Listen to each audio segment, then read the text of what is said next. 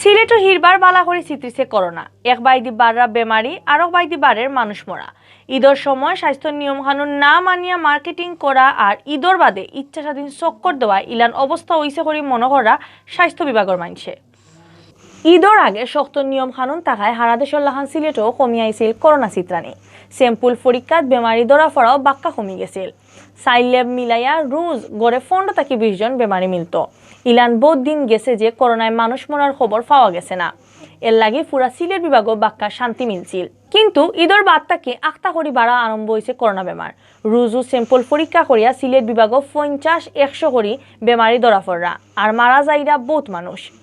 বেমারি বাড়ায় হাসপাতালও বাড়ের বীর। বাসাত তাকিয়া ডাক্তারি করানি বেমারিন তো শরীরের অবস্থা খারাপ আর নাইলে দম লোয়াত কষ্ট হইলেও আনাওয়ার হাসপাতালও।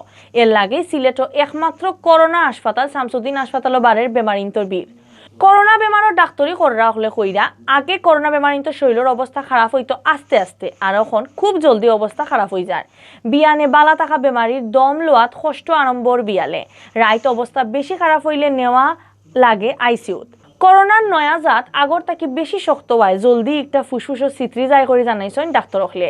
সিলেটে করোনা চিত্রানি বেশি হওয়ার ব্যাপারে সিলেট বিভাগীয় স্বাস্থ্য অফিস সহকারী পরিচালক ডাক্তার নুরি আলম শামীমে জানাইছেন ঈদের সময় স্বাস্থ্য নিয়ম কানুন না মানিয়া মানুষে মার্কেটিং করছেন আর ঈদের বাদেও যার জেলা নিচ্ছা চক্কর দেওয়া চলে।